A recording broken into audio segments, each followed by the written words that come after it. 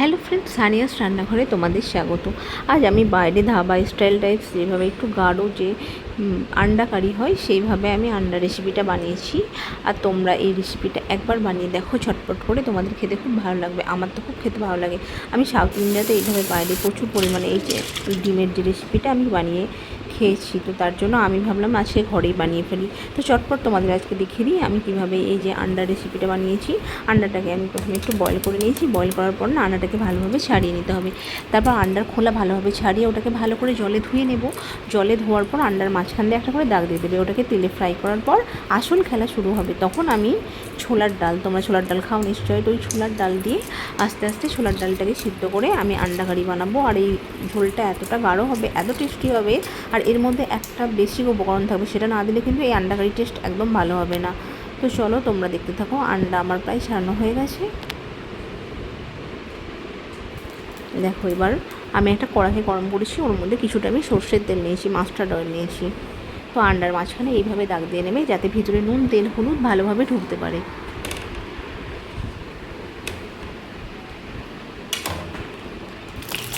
দেখো আন্ডা আমার হয়ে গেছে। তো আন্ডাটাকে আমি এভাবে তেলে ভালো করে ফ্রাই করে নেবো। উপর থেকে আমি হলুদ গুঁড়ো, জিরে ধনে গুঁড়ো, হালকা পরিমাণ লঙ্কা গুঁড়ো আর নুন গুঁড়ো ছড়িয়ে এটাকে ভালোভাবে ভেজে নেব। আর তোমরা নুন আর লঙ্কাটা টেস্ট মতো দিয়ে নেবে। আমি বাচ্চা খাবে, তাই নুন আর লঙ্কার পরিমাণটা আমি একটু কম দিই, আমরা কম খাই তার জন্য।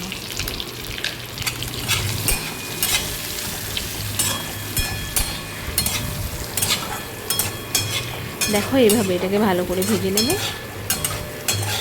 আর এটা মাঝখান দিয়ে আমি কেটে দিয়েছি, তাই এর মধ্যে সব নুন ঝাল মশলাটা মোটামুটি ভালোভাবে ঢুকে যাবে। আমার রান্না ভাজা রেডি। আমি আন্ডাগুলোকে ভালোভাবে তুলে নিলাম। দেখো খুব সুন্দর লাগছে আন্ডাগুলোকে। এই ফ্রাই আন্ডায় দেখে মনে হচ্ছে যেন খেয়ে নিই।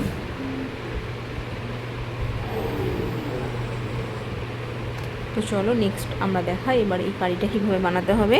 তার জন্য আমি ছোলার ডালকে একটু ভিজিয়ে রেখে দিয়েছিলাম, চানা বা ছোলার ডাল যেটা বলে, সেটাকে 10 মিনিট ভিজিয়ে রাখার পর একটা কুকার নিয়েছি। কুকারে একটু বয়েল করে নেব। আমি এর জন্য পরিমাণ মতো জল অ্যাড করেছি, হলুদ গুঁড়ো অ্যাড করেছি, লবণ, জিরে ধনে গুঁড়ো। ব্যাস, কুকারটা ঢাকা দিয়ে দিলাম। এবার এটাকে একটু বয়েল করে নেব।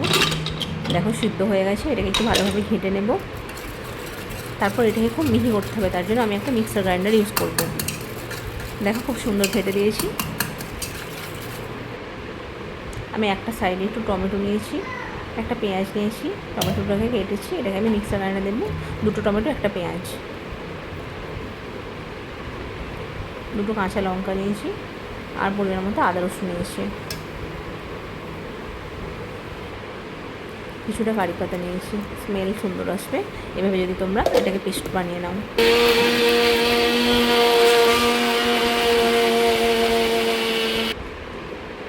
পেস্ট বানানো হয়ে গেছে। এবার আমি একটা কড়া নিলাম, যেটাতে আন্ডা ভেজেছিলাম ওখানে আমি পেঁয়াজটাকে ভেজে একটু রেখে দেবো। এটা আমি লাস্টে ইউজ করবো, এখন আমি ইউজ করবো না, তাই এটাকে আমি সাইডে তুলে রেখে দিলাম।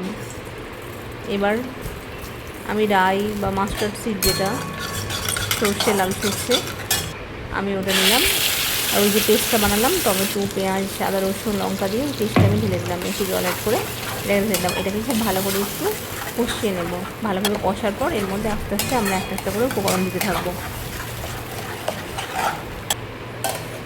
ঢাকনা দিয়ে রাখলাম যাতে একটু ভালোভাবে এটা কষানো হয়।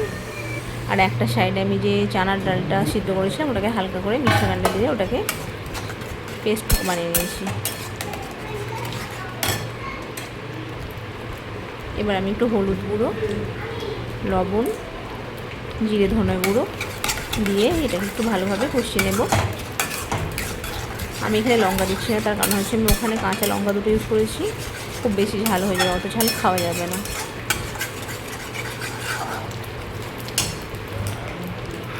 দেখো এবার আমি যে মিক্সার গ্রাইন্ডারে যে ছোলার ডালটা দিয়েছিলাম সেই ছোলার ডালটাকে আমি দিয়ে দিলাম। কষিয়ে নেওয়ার পর এটাকে দিতে হবে। এবার এটাকে ভালোভাবে মাখিয়ে নাও আস্তে আস্তে।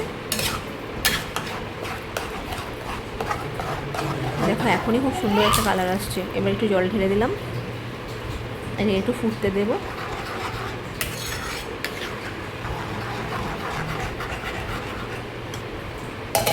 5 মিনিট মতো আমি এটাকে একটু ঢাকা দিয়ে রাখবো। এবার আমি একটা তেঁতুলের পানি করে রেখেছিলাম। এই তেঁতুল পানিটা অপশনাল, তোমরা দিতে ইচ্ছা করে দিতে পারো, নাও পারো। আমার দিতে খুব ভালো লাগে, তাই আমি দিই, আমার খেতেও ভালো লাগে। তো একটু তেঁতুলের পানি অ্যাড করলে টেস্টটা সুন্দর আসে। তো তেঁতুলের পানিটা দিয়ে দিয়েছি। এরপর আমি ভেজে রাখা যে ডিমগুলো ছিল, ডিমগুলো দিলাম। এবার এটাকে একটু নাড়তে থাকবো ভালোভাবে। দেখো খুব সুন্দর লাগছে, ঝোলটা কত গাঢ় লাগছে, তাই না? কিন্তু তেমন কোনো কিছু বাইরের উপকরণ দেওয়া হয়নি। এই ডিশটা খুবই হেলদি ডিশ। আমি উপর থেকে একটু জিরে ধনে গুঁড়ো ছড়িয়ে দিলাম ভালোভাবে ডিমটাকে নাড়ানো চাড়ানোর পর।